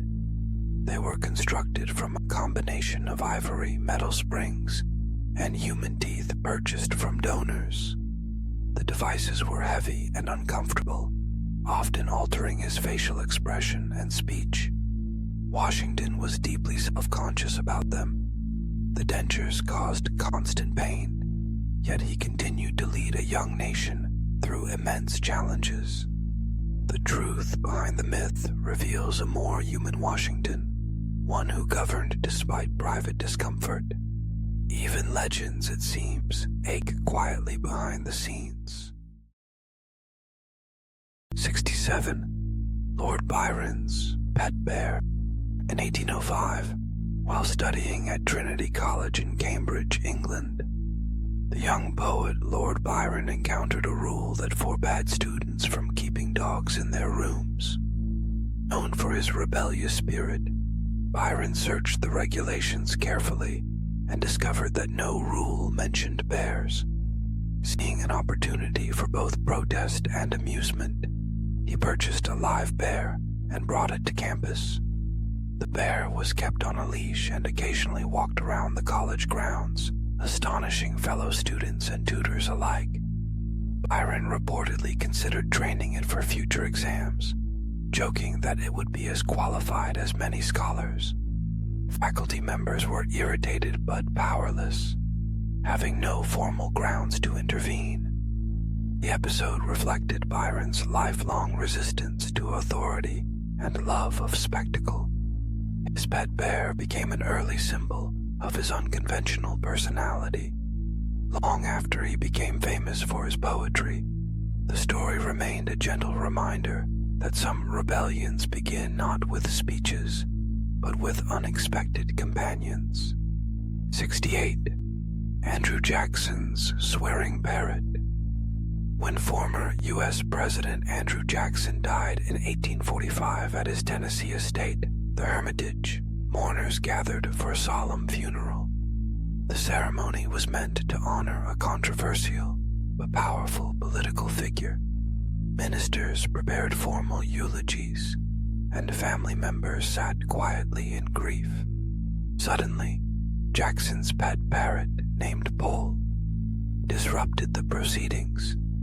The bird began loudly repeating profanity it had learned from years of listening to Jackson's fiery temper. Guests were shocked as curses echoed through the chapel. Attempts were made to remove the parrot, but it continued shouting until carried outside. The moment broke the tension and became legendary. Pole's outburst captured Jackson's personality more honestly than any speech, reminding everyone that even presidents leave behind echoes of ordinary habits. 69. Naked interview with John Quincy Adams. In the 18th, after serving as U.S. President, John Quincy Adams became a congressman in Washington, D.C. Known for his discipline, Adams maintained a strict routine that included early morning swims in the Potomac River. He believed cold water preserved health and clarity of mind. In 1838, journalist Anne Royale sought an interview with him. Knowing his schedule, she went to the riverbank and sat on his clothes while he swam. Unable to leave without them, Adams conducted the interview from the water, completely naked. The exchange was calm and professional despite the circumstances. Royal published the story, and it became famous. The episode reflected Adams's stubborn dignity and his refusal to be embarrassed by circumstance. 70. Taft and the bathtub. In 1909, when William Howard Taft became President of the United States, rumors circulated about his large size. Taft weighed over 300 pounds, making him the heaviest president in history. Washington society watched him with curiosity and occasional cruelty. A story soon emerged claiming that Taft once became stuck in a White House bathtub. According to reports, 6 men were needed to free him. While historians debate the exact truth, it is known that a custom bathtub was later installed. The tale spread widely and became part of political folklore. It softened Taft's public image, turning him into a figure of gentle humor rather than intimidation. The bathtub became a symbol of how physical traits can overshadow political achievements. 71. Churchill met FDR naked during World War II. In 1941, British Prime Minister Winston Churchill visited President Franklin D. Roosevelt in Washington, D.C.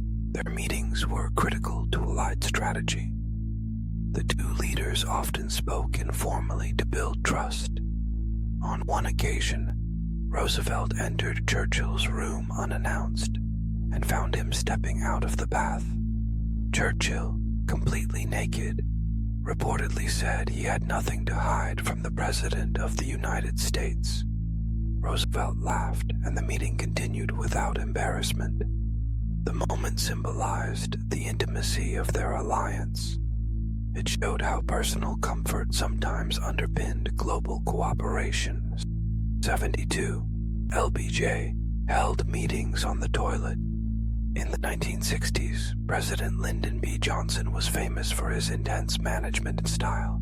In Washington, D.C., he demanded constant access to aides and officials. Privacy was often sacrificed to productivity. Johnson frequently continued conversations while using the bathroom. He summoned staff members into restrooms and conducted discussions from the toilet. Few dared refuse. The habit shocked visitors but reflected Johnson's obsession with control. For him, governing never paused, not even for basic human needs. 73. Andrew Jackson's giant cheese. In 1835, during Andrew Jackson's presidency, a dairy farmer from New York presented him with an enormous block of cheese weighing nearly 1,400 pounds. The gift symbolized support for Jackson's populist ideals. It was displayed in the White House for 2 years. When Jackson prepared to leave office in 1837, he opened the White House to the public and served the cheese. Thousands attended, filling the building. The smell lingered for weeks. The cheese became a metaphor for Jackson's presidency. Massive, popular, and impossible to ignore. 74. Santa Anna's funeral leg. In 1838, Mexican general and former President Antonio López de Santa Anna lost his lower leg during the Pastry War, a short conflict between Mexico and France. The injury was severe enough that the leg had to be amputated. Rather than quietly discarding the limb, Santa Anna turned the event into political theater. He ordered the leg buried with full military honors in Mexico City, complete with a formal procession, speeches, and a marble monument marking its resting place. For Santa Anna, the funeral was about symbolism. He portrayed the lost leg as a patriotic sacrifice for the nation, hoping to reinforce his image as a heroic defender of Mexico. Crowds attended, bands played, and newspapers reported the event with a mix of reverence and disbelief. Few leaders before or since had staged a state funeral for a body part. Years later, when Santa Anna fell from power yet again, public sentiment shifted sharply. Angry citizens desecrated the tomb, dug up the preserved leg, and dragged it through the streets before destroying it. By then, Santa Anna had replaced the limb with an expensive cork prosthetic, which was later captured by U.S. soldiers during the Mexican-American War. The strange saga of Santa Anna's leg became a metaphor for his turbulent career. Revered one moment, despised the next, he remained divisive even in pieces. The story endures as one of history's clearest examples of how ego, politics, and spectacle can spiral into absurdity. 75. Rasputin wouldn't die. In late 1916, Grigory Rasputin, a mystic and self-proclaimed holy man, had become one of the most hated figures in Imperial Russia. His influence over Tsarina Alexandra, and by extension, the royal family, alarmed nobles who believed he was corrupting the government. A group of conspirators decided he had to be eliminated. They invited Rasputin to a palace in St. Petersburg and served him cakes and wine laced with cyanide. According to later accounts, he consumed the poisoned food without showing any visible reaction. Panicking, one of the conspirators shot him at close range. Rasputin fell, seemingly dead. Moments later, he reportedly stood up and attempted to escape.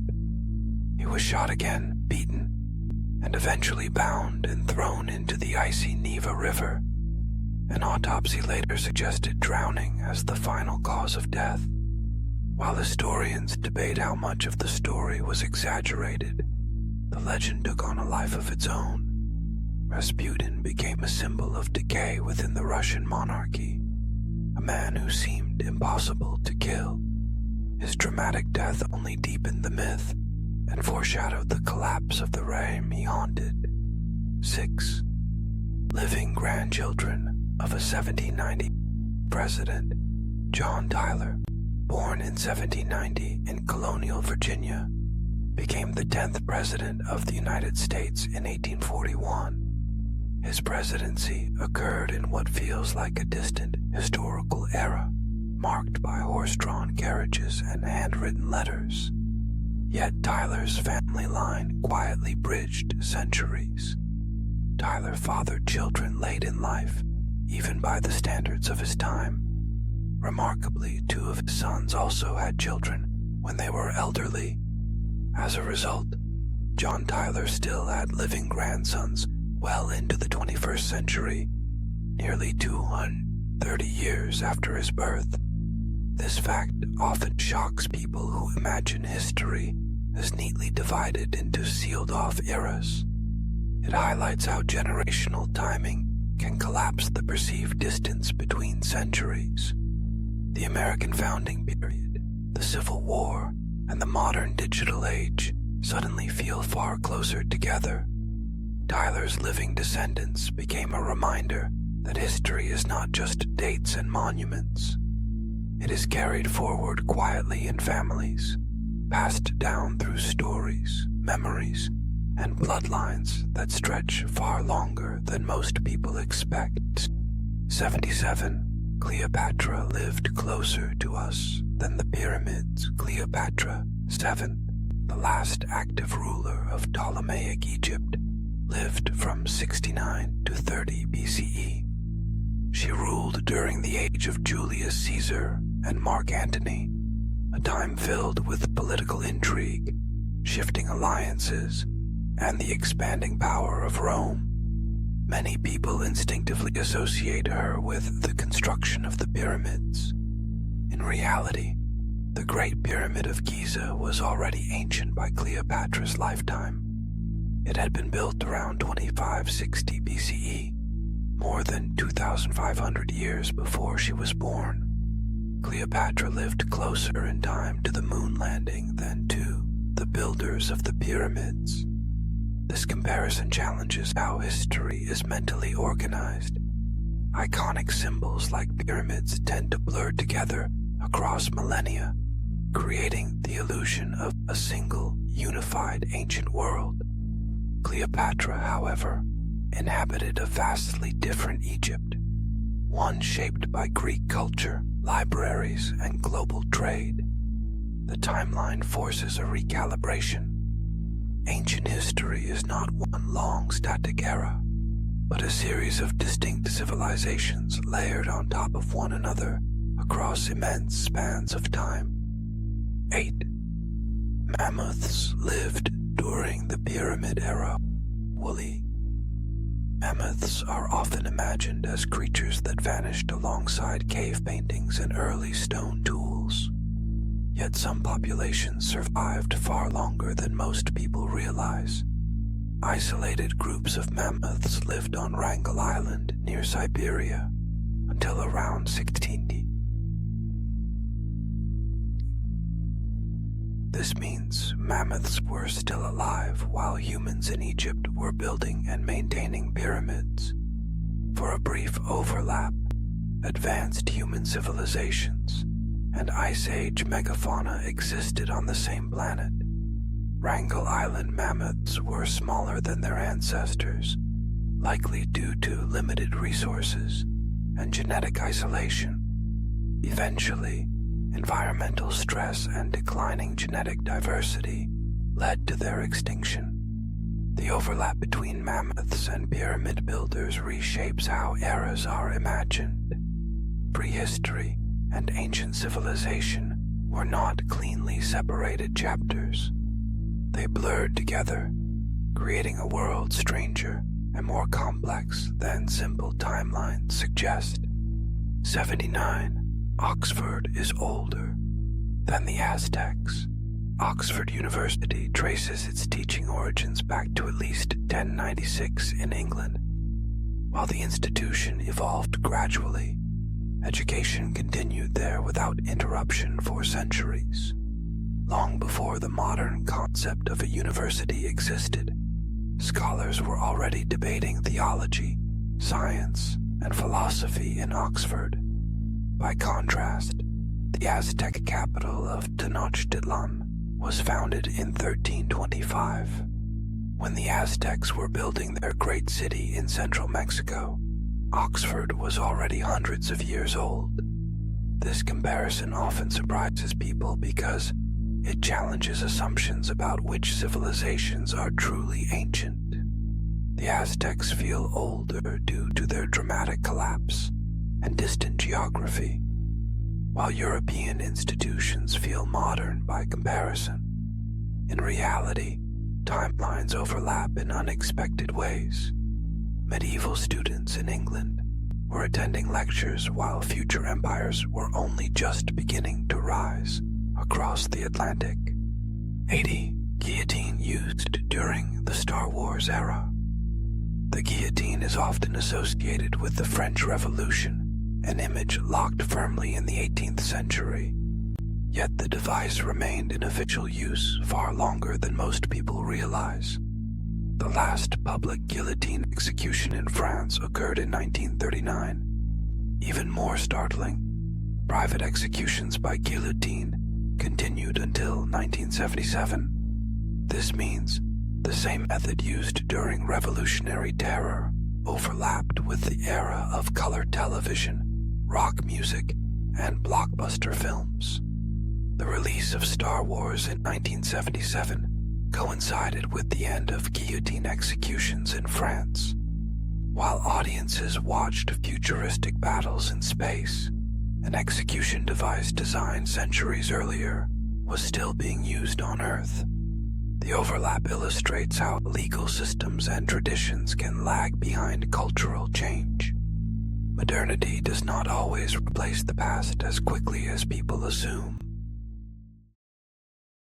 81. King Zog smoked to 200 cigarettes a day. King. From 1928 until 1939, presiding over a fragile and newly formed monarchy. His reign was marked by paranoia, assassination attempts, and extreme personal habits.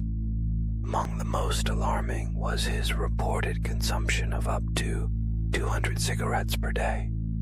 Zog rarely slept more than a few hours at a time. He surrounded himself with dozens of bodyguards and frequently changed rooms to avoid assassination. Doctors warned him that his smoking would kill him. Despite the warnings, Zog lived into his 60s. surviving exile after Italy invaded Albania. His excessive habits became legendary, reinforcing his reputation as an eccentric ruler struggling to balance modern governance with personal fear. Zog's story reflects a turbulent interwar Europe, where fragile states were often led by figures whose private lives mirrored the instability of their nations. 82. Mansa Musa crashed an economy with gold. In 1324, Mansa Musa, emperor of the Mali Empire, embarked on a pilgrimage to Mecca. His journey became legendary for its sheer scale. Thousands of attendants accompanied him, and camels carried vast quantities of gold. As Mansa Musa passed through Cairo, he distributed gold freely to the poor, officials, and merchants. The sudden flood of wealth caused massive inflation. Gold lost significant value, and prices remained unstable for years. Historians later estimated that Musa's generosity damaged the regional economy for over a decade. Attempts were even made to recover gold by borrowing it back at high interest. The episode demonstrated the unintended consequences of immense wealth. Mansa Musa's pilgrimage cemented his fame as one of the richest individuals in history, while also proving that even generosity can destabilize entire economies. 83. Attila drowned from a nosebleed. Attila the Hun, one of the most feared conquerors of late antiquity, died in 453 CE at the height of his power. His armies had terrorized much of Europe, extracting tribute from both the Eastern and Western Roman empires. To his enemies, Attila seemed invincible, a man destined to fall only in battle. Instead, his death came quietly and unexpectedly. According to contemporary accounts, Attila died on his wedding night after heavy celebration. He reportedly drank excessively and suffered a severe nosebleed while sleeping. Unable to wake or turn over, he choked on his own blood and died without a single blow struck against him.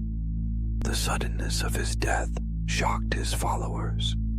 Warriors who had expected their leader to die gloriously on the battlefield instead found him lifeless in his bed. Attila was buried in secret, supposedly in a coffin made of gold, silver, and iron, and those who dug his grave were allegedly killed to protect its location. Without Attila's authority, the Hun Empire quickly fractured.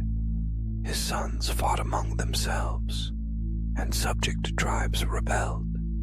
Within a generation, the empire that had terrified Rome collapsed. Attila's end serves as a reminder that even history's most violent and powerful figures remain vulnerable to ordinary human frailty. The man who shook empires was undone by a nosebleed. 84. A king died from a monkey bite. In 1752, King George I of Greece kept a collection of exotic pets, a common practice among European royalty eager to display wealth and worldliness. Among these animals was a monkey, regarded more as a curiosity than a danger. During one encounter, the monkey bit the king. At first, the wound seemed trivial, barely worth concern. However, in an era before antibiotics or modern understanding of infection, even small injuries could be deadly. The bite became infected, and the infection spread through George's bloodstream. Doctors attempted the limited treatments available at the time, but sepsis soon set in. Within days, the king's condition deteriorated rapidly. George III died not from war, assassination, or political intrigue, but from complications caused by a household pet. The death stunned the court and and underscored how precarious life remained, even for monarchs. The episode highlights the fragile boundary between power and vulnerability in the pre-modern world, where status offered little protection against disease. 85. The 1904 Olympic Marathon Disaster. The 1904 Olympic Marathon in St. Louis is remembered as one of the most chaotic athletic events ever held. Organizers deliberately limited water stations, believing dehydration would test endurance. The race took place in extreme heat on dusty roads shared with traffic. Several runners collapsed from heat exhaustion. One competitor, Thomas Hicks, was administered brandy mixed with strychnine by his trainers, a stimulant not yet banned at the time. Though he finished first, he was carried across the line and nearly died. Another runner hitched part of the race in a car. Others were chased off course by dogs. Only 14 of 32 runners finished. The marathon exposed the dangers of early sports science and poor regulation. It became a turning point, leading organizers to prioritize athlete safety in future Olympic Games. 86. Weird Olympic sports. The early modern Olympic Games were experimental by design. Between 1900 and 1920, organizers tested a wide range of events to see what might capture public interest. Competitions included tug-of-war, rope climbing, and even live pigeon shooting, in which hundreds of birds were killed. Rules varied dramatically, and judging standards were often unclear. Some events appeared only once before being abandoned. Others evolved into modern sports with standardized rules.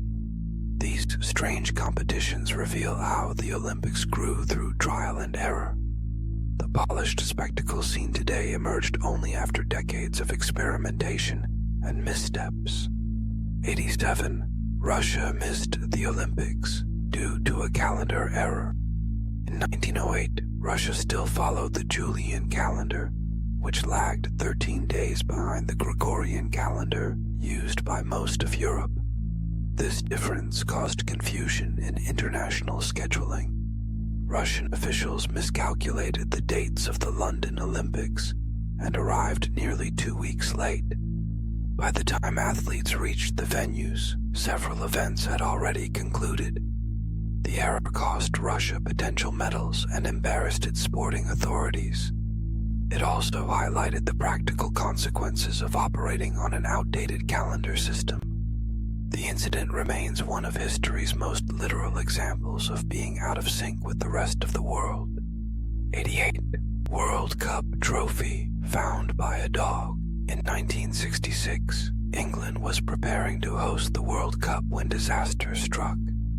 The Jules Rimet trophy was stolen during a public exhibition in London, triggering a nationwide investigation. A week later, a dog named Pickles discovered the trophy wrapped in newspaper beneath a hedge while on a walk with his owner. The find ended the panic instantly. Pickles became a national celebrity, appearing on television and receiving a special collar. He was even invited to celebratory events after England won the tournament. The episode remains one of sport's most charming and unlikely rescues. 89. A prime minister vanished while swimming. In December 1967, Australian Prime Minister Harold Holt took a break from the pressures of office to visit Cheviot Beach near Melbourne. Holt was an experienced swimmer and had visited the area many times before. Despite warnings from companions about rough conditions, he entered the water that afternoon, confident in his abilities. Within minutes, Holt was seen struggling against powerful currents. Witnesses watched helplessly as he was pulled farther from shore. Then, suddenly, he disappeared beneath the waves. Emergency services were alerted immediately, and one of the largest search operations in Australian history was launched. The military, police divers, helicopters, and volunteers scoured the coastline for days. No trace of Holt was ever found. Without a body, the nation struggled to accept the reality of his death. Rumors and conspiracy theories quickly followed, ranging from secret submarine rescues to espionage plots. None were supported by evidence. Ultimately, Holt was declared dead, the likely cause being drowning in dangerous surf. His disappearance shocked Australia and left a permanent mark on its political history.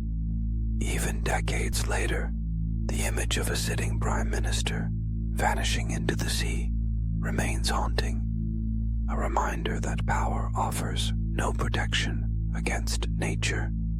90. Khrushchev's shoe at the United Nations. In October 1960, Soviet Premier Nikita Khrushchev attended a United Nations General Assembly session in New York at the height of Cold War tensions. The meeting quickly devolved into heated accusations between Eastern and Western Bloc representatives. During a particularly intense exchange, Khrushchev reportedly removed one of his shoes and slammed it repeatedly on his desk in protest. The act stunned diplomats, journalists, and observers. Some accounts claim he waved the shoe angrily, while others insist he only banged it once. Regardless of the details, the gesture captured global attention. Photographs and headlines spread around the world, reinforcing Khrushchev's reputation as volatile and theatrical. To some, the act symbolized Soviet defiance. To others, it appeared childish and destabilizing.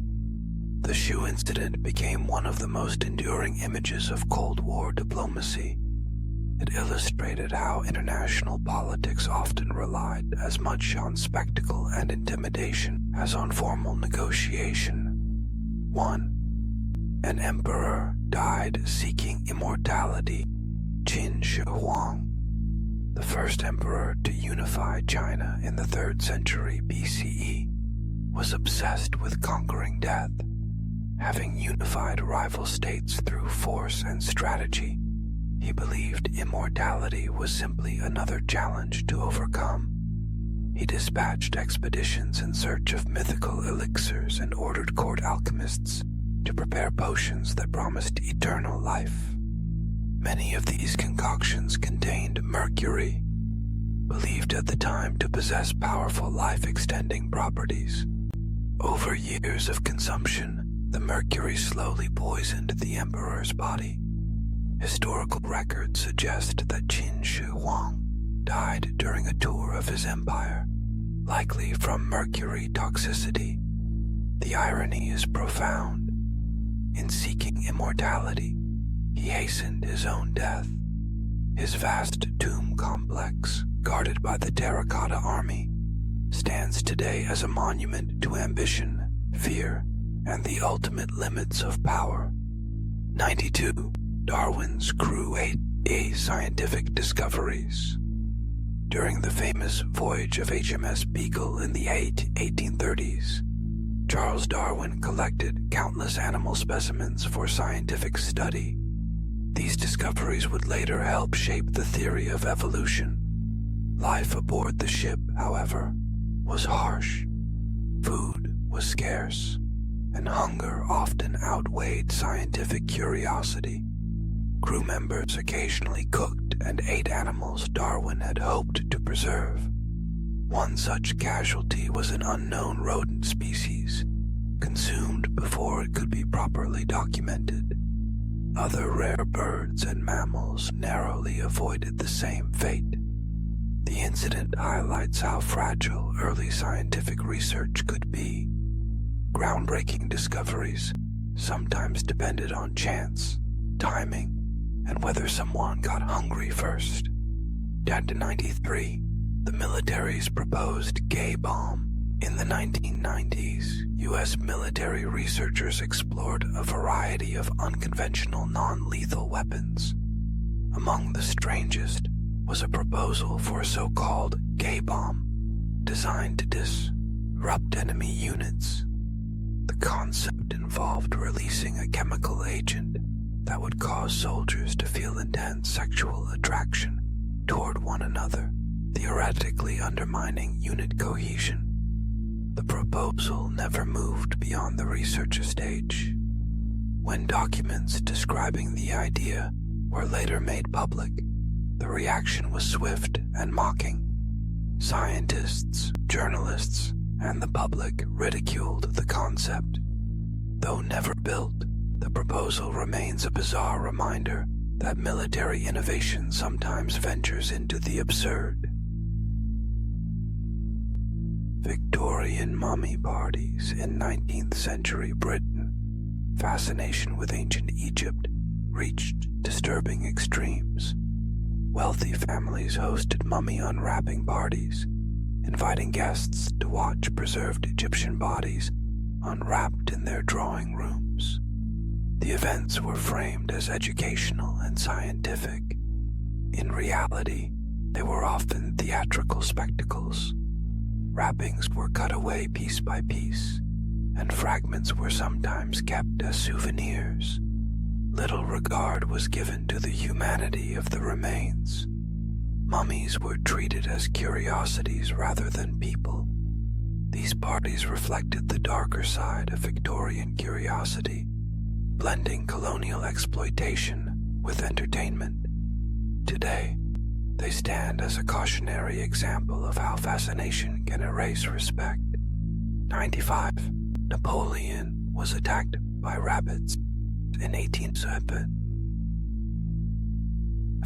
Following a successful military campaign, Napoleon Bonaparte organized a celebratory hunting event.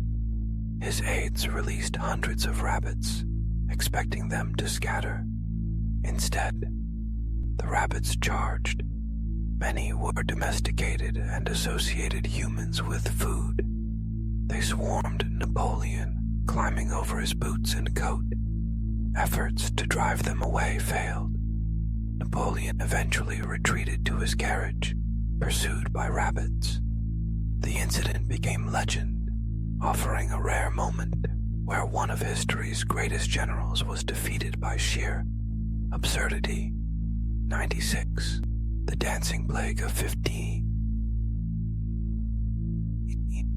In the summer of 1518, the city of Strasbourg, then part of the Holy Roman Empire, witnessed one of the strangest episodes in European history. It began when a woman named Frau Trophea stepped into the street and began dancing. There was no music, no celebration, and no clear reason. She simply danced, hour after hour, unable or unwilling to stop. Within days, others joined her.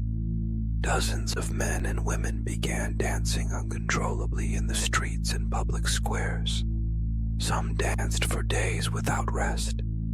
Their feet bled, their bodies collapsed from exhaustion, and witnesses reported heart attacks and deaths from sheer physical strain. City authorities were baffled. Rather than stopping the dancing, they believed it might be caused by an overheated body or divine affliction.